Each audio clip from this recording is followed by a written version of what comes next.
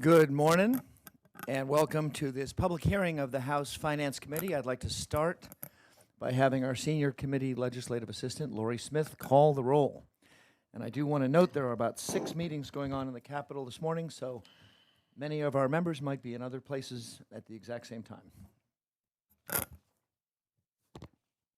Chairman Samuelson, Here, Abney, on leave, Peter Freites, Here. Fleming, on leave, Gallagher, Gungauer, on leave, Harris, on leave, Inglis, present online, Krajewski, on leave, Rab, on leave, Scott, on leave, Vincent, Waxman, on leave, Webster. on leave. Chairman Griner, Leave. DeVanzo, Leave. Fritz, Leave. Gatos, Leave. Mike Jones, Leave. Kephart, Leave. Kutz, Leave. Mako, Leave. Rossi, Present. Rinkavich, Leave. Stamba, Stender. Leave.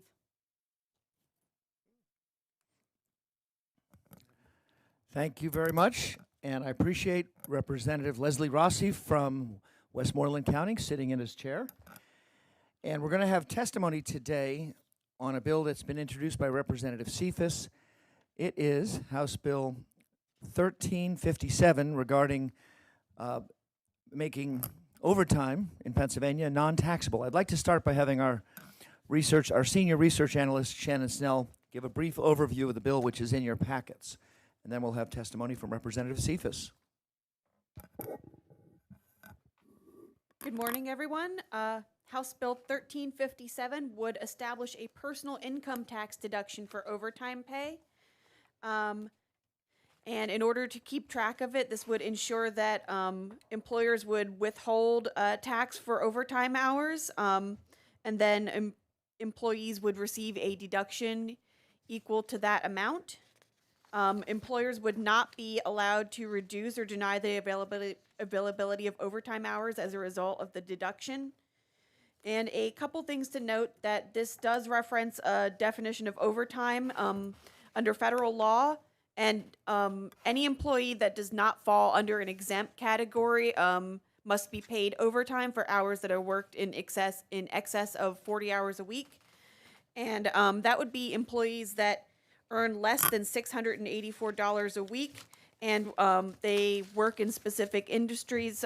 Examples are hospitality, retail, restaurants, construction and manufacturing, interns, entry-level office workers, warehouse associates, certain customer support agents, maintenance staff, production line workers, and technicians. That's just a sampling of the types of employees that are non-exempt and then are receiving overtime pay. Thank you, Shannon, and I'm honored to have Representative Morgan Cephas from Philadelphia with us today. We appreciate you bringing this bill before the legislature and before the Finance Committee. And I know you have some testimony lined up from some other experts in the field, but I'd like to start by asking the prime sponsor, Representative Cephas, to talk about the bill. Fantastic. Good morning, chairs, and I want to thank you for holding this public hearing on House Bill 1357 that focuses on putting more money in the pockets of working families across Pennsylvania. What is often said, Pennsylvania is the only state with a divided legislature, which requires us to be intentional and collaborative when moving policy and legislation, and this is one of those issues that I believe we can work collaboratively on. Looking at the national landscape, given the rising cost of groceries, housing, healthcare, we are witnessing an intentional effort in a series of different legislatures to invest in working families by increasing their wages, and House Bill 1357 does just that at a time when many are experiencing economic insecurities. As was mentioned, House Bill 1357 would allow workers to deduct a certain amount of taxes paid on their overtime wages, which would allow them to retain more of their hard-earned paycheck. As you may have seen, this isn't a new proposal. Alabama's Republican legislature passed a similar measure in 2023, with at least 15 states considering something similar. On a federal level, eliminating taxes on overtime passed the United States House of Representatives, again with the goal to support working families. Across Pennsylvania, we know hourly workers are struggling financially, often working additional unplanned hours to bring more money home for their families. Close to 25% of Pennsylvanians are relying on overtime to support their quality of life. With their earnings subject to certain payroll taxes, their income is reduced at a costly price. This legislation would promote overall economic mobility for low-income and middle-income workers. For employers, for employers, removing their burden for overtime hours could lower labor costs, allowing employers to offer more overtime and provide more flexible staffing during peak demand times. This would also make employers more willing to offer overtime rather than hiring temporary or part-time help. Lastly, eliminating the tax on overtime pay would also address Pennsylvania's labor shortage in those high-priority occupation areas by making us more attractive to workers. Again, the Pennsylvania Department of Labor and Industry defines high-priority occupations as occupations that are in demand by employers here specifically in Pennsylvania, and it's broken down by region. According to the department, there are several occupation shortages that could benefit from this type of proposal, including registered nursing, home health and personal care aides, public safety officers, warehouse logistical workers, and many of the occupations that were already mentioned. Again, given the high cost of living in Pennsylvania and the demand for workers, now is the time to consider measures that will help working families by putting money in their pockets while simultaneously making us more competitive as a state for our workforce. Thank you again, chairs, and thank you to the Finance Committee for your consideration today. Thank you, Representative Cephas. I am going to ask for questions later in the meeting, but why don't we have our other testifiers join in? And I'd like to start by calling up Regina Harrison, who's President and CEO of the African American Chamber of Commerce of Pennsylvania, New Jersey, and Delaware. Good morning, Chairman and members of the committee. Thank you for the opportunity to offer testimony in support of House Bill 1357. Again, my name is Regina A. Hairston, and I serve as the President and CEO of the African American Chamber of Commerce for Pennsylvania, New Jersey, and Delaware. Our organization exists to support the growth, sustainability, and profitability of Black-owned businesses and small businesses across the region, with a particular focus on scaling micro businesses and helping solopreneurs become employers. Many of our members operate with no paid staff. Fewer than 4% of Black-owned businesses in Pennsylvania have employees.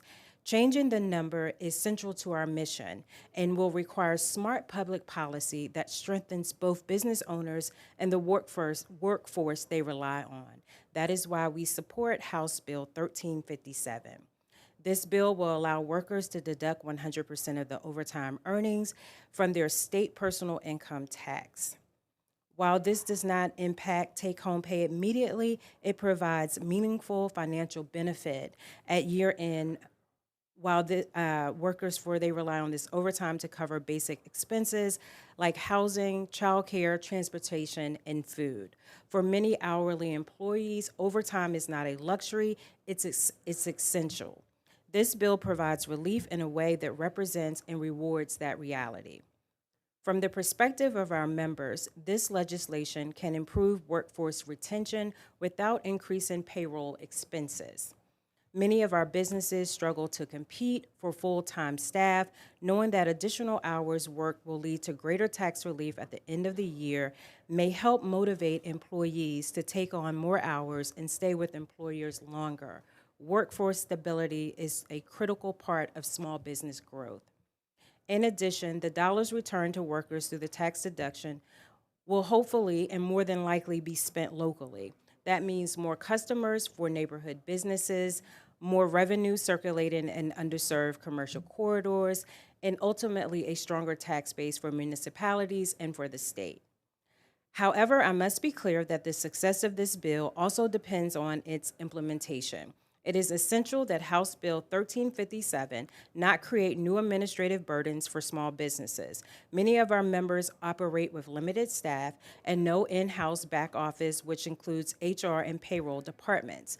Any policy that requires additional tracking, reporting, or compliance mechanisms, particularly if enforced through penalties, risk becoming a barrier to potential growth.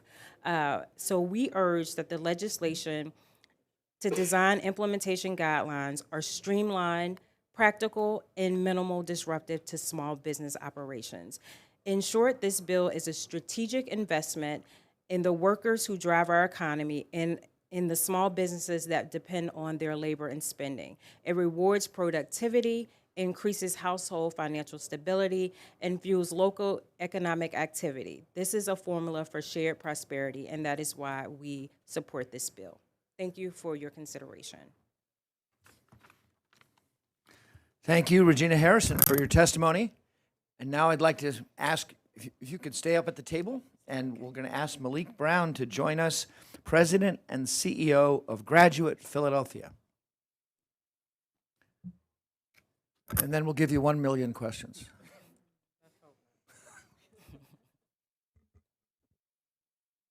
Good morning. Good morning. Can you hear me okay? Great. So I want to thank the chairman, thank the House Finance Committee, and thank Representative Cephas for having me today. As mentioned, Mr. Chairman, my name is Malik Brown, President and CEO of Graduate Philadelphia. Graduate Philadelphia was established to address the immediate and long-term economic needs of families and households through post-secondary education, workforce training, and community empowerment. Simply put, our clients are doing the right thing. They are working, supporting their families, and trying to advance themselves through education attainment and workforce training. Ultimately, our clients are seeking a more stable, prosperous future. But in today's economy, there are far too many hardworking Pennsylvanians who have no choice but to take on extra hours to meet basic needs, whether it's to cover rising housing costs, afford childcare, or simply keep up with everyday essentials. Working overtime is no longer about getting ahead, it's become a lifeline. In many cases, our clients are having to work overtime or work 2 jobs to provide for their families, leaving them little time for career advancement or additional education. Graduate Philadelphia serves a client base that is 80% low income, 80% African American, and 78% working mothers. We work with some of the most deserving residents who are already working, may have started some post-secondary education, and are in need of additional upskilling or reskilling. Our clients come to us for career advancement to earn industry-recognized certificates or post-secondary degrees. We know that overtime is 1.5 times one's hourly wage. For someone earning $20 an hour, that is $30 an hour or a 30% pay increase, which is significant for our constituents who are trying to balance work, family, and learning. HB 1357 would provide financial relief to workers, giving them more money to make ends meet, to invest in furthering their education or training, and having disposable income. It would empower workers to avoid choosing between a better future and taking care of their families. Specifically, we believe HB 1357 would have very meaningful long-term benefits for those seeking to pursue post-secondary work. Support working adult learners. Many adult learners work full or part-time jobs while pursuing degrees. Untaxed overtime helps them earn more without sacrificing study time or family needs. Increased financial stability for student workers. Additional untaxed income makes it easier for adult learners to pay tuition, reduce debt, and avoid taking on additional student loans. Help eliminate barriers to degree completion. Financial pressure is a top reason adult learners pause or drop out of school. more take-home pay from overtime can keep them enrolled and on track to completion. Promote workforce development and upward economic mobility. By easing financial stress, this policy helps more adults complete their education, gain industry-recognized credentials, and move into family-sustaining wages. Benefit first-generation and underserved students. Many Graduate Philadelphia participants are first-generation college students who come from historically underserved communities. This proposal promotes economic equity by helping them build wealth through education and work. Aligned with mission of economic empowerment through education, Graduate Philadelphia's mission is to create increased educational attainment to drive social and economic mobility. Untaxed overtime is a practical tool to help working adults thrive and succeed. Support Philadelphia's economic growth. More financially stable adult students are more likely to complete degrees, earn higher wages, and reinvest in their families, local communities, and local businesses. Raise our region's college attainment rate. In Greater Philadelphia, there are over 179,000 adults with some college attainment but no degree, more than any other city in the United States. The biggest barrier is outstanding student debt. They cannot access their transcripts to transfer their credits and re-enroll. This bill will not only help adult learners stay in school, but also help them return. In addition, it benefits the college and university community that are struggling financially. Beyond those seeking a post-secondary credential, upskilling or reskilling, HB 1357 will support all workers and the local economies. Lastly, incentivizing work. By reducing the tax burden on overtime, the bill would encourage workers to take on additional hours, lending to increased productivity and economic activity. Fairness and equity. Under current law, those extra hours are taxed just like regular wages.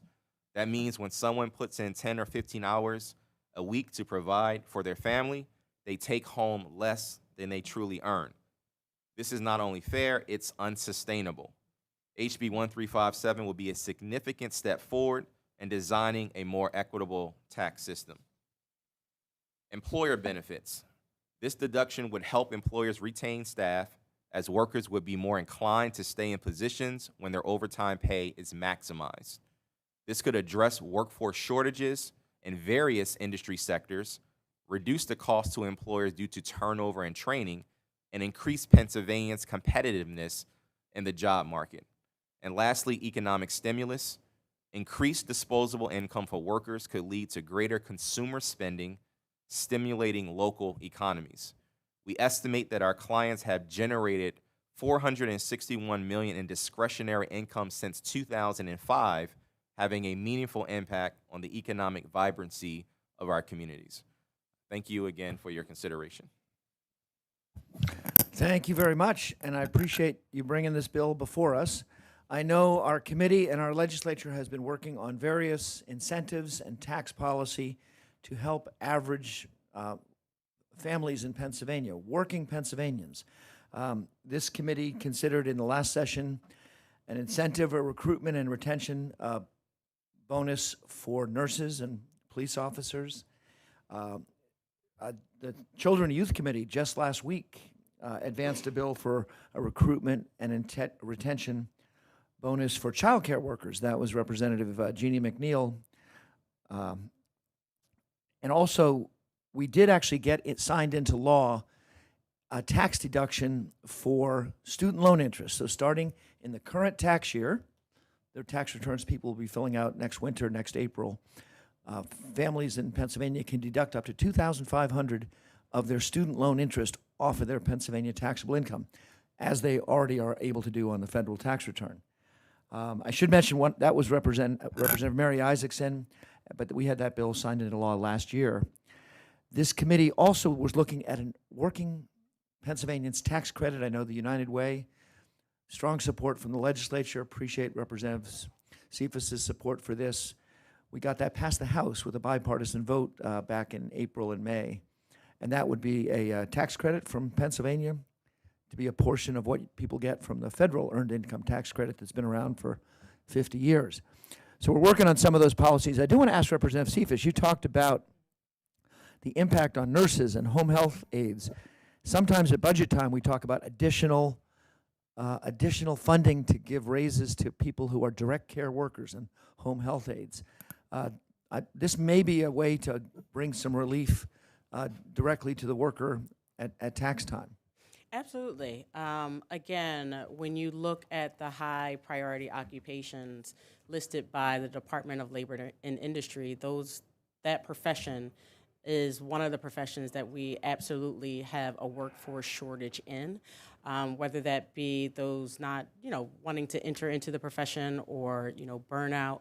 I do believe incentivizing, through wages in this way will help attract more professionals to the Commonwealth of Pennsylvania, particularly those getting into that profession because of this type of incentive.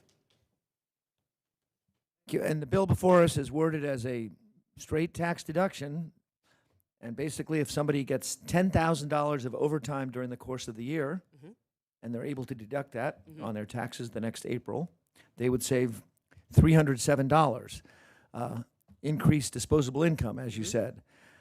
And if somebody would get $20,000 overtime in the course of a year, it would be about $614. So that's how the bill works. We believe there's no additional burden on businesses because the businesses are already deducting the overtime, the personal income tax. They're withholding. They're withholding the personal income tax. And this would be the employee and the state settling up the following April at tax time. And that's why we wanted to structure the bill that way. To Regina's point, we want to ensure that we're not adding a burden to employers, making them, increase their administrative costs. It was one of the reasons why we were intentional about setting it this way. Thank you. I want to open it up to questions from the committee. I'll start with Chair Rossi. Thank you for bringing this bill up. I have a concern that may be a little bit that we have to look into. So when companies have higher demand, obviously they need the workers, and this would be a very nice benefit. But what I've ran into in my district, I have a beverage company and some other companies that when they offered overtime to the employees, obviously it's great to make more money. But what happened is when that demand wasn't there, and they weren't getting the overtime, they started to apply for unemployment. Now, they were working 40 hours a week, but then when the overtime got cut and they weren't getting as much income, they filed for unemployment and they got it. And it went through the company like wildfire, and it got out of control. So I think if we do this, I'm all for overtime. My dad worked 7 days a week in a steel mill, which left little time to work on the farm. So that was a problem. So I'm familiar with how that can benefit a family, but this unemployment issue is something we definitely need to talk about. Have you considered that at all, or? I haven't actually considered that, but that is a great Something point that we can have a conversation about to ensure that the bill, addresses that issue that you're great. raising. Thank you, I appreciate it. Thank you, Chairwoman. Thank you. I do want to open it up to other members of the committee for questions for Representative Cephas or our testifiers. I know you spoke earlier that there's other states that are considering it, and Alabama has already voted for this. Yes, back in 2003, they had they put in a sunset in 2025 just to do an assessment as to challenges and opportunities to make the bill better. But yes, there are roughly around 15 other states that are actively considering this same proposal. And again, it's being considered at the federal level as well. Yeah, I did want to mention that. One of the many proposals that that's being considered at the federal level over the omnibus tax proposal. But this is an opportunity to move forward in Pennsylvania. Whether the federal government does or does not do this, we could actually put this in Pennsylvania law and provide an incentive for workers who work overtime. Absolutely. Any other members of the committee who have questions for Representative Cephas? This is your chance. Dr. Venkat. So first of all, thank you for bringing the legislation forward in the discussion today. I've read some criticisms of this proposal from economists saying that when we start segmenting income sources in the tax code, it creates some perverse incentives. I know in this legislation it's confined based on income limits and other proposals, but I'm curious, in your, developing this proposal, any of those criticisms that you considered or registered with you and that we should be considering as a committee? Yeah, I would say some of the things that have come up in some of the other proposals is narrowing the scope of the deduction, capping it at a certain amount, applying it to certain levels of income guidelines.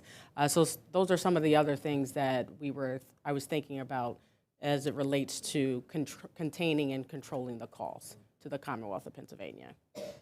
I appreciate that question. Thank you. And we could look at that. Obviously, overtime, as defined by the federal government, is for non-exempt employees. I do want to note for the record, Representative Kephart is present. And the bill as written, as before us today, would allow a deduction for any overtime that's received by an eligible employee. But I do realize we could try to find a way to make it the first 10,000, the first 20,000, the first 30,000. Yeah. As written right now, the bill is for any overtime received in Pennsylvania by employees who are eligible. But that has been the main concern, is the associated costs with it. Okay. And again, some other states with their proposals have contained it a bit more. Thank you. Do you want to open it up for any last questions from any members of the committee? Chair Rossi? Sorry to ask, I should have asked sooner, but is there can the employee refuse the overtime and not be fired or let go? Did you look at that? Because sometimes, I'll have employees that have several children and the wife works, and the employer says, you have to work Sundays, and they say, I can't, and that could affect their, their status. So I just wondered if there was any consideration about that, where they could refuse the overtime. No, not specifically as it relates to this bill, no. Thank you. Thank you. I appreciate everybody being here today. There's no further questions. I appreciate Representative Cephas for bringing House Bill 1357 before us. And thank you to Regina Harrison and Malik Brown for being with us to offer your testimony. Thank you. Without any further business, this meeting is adjourned.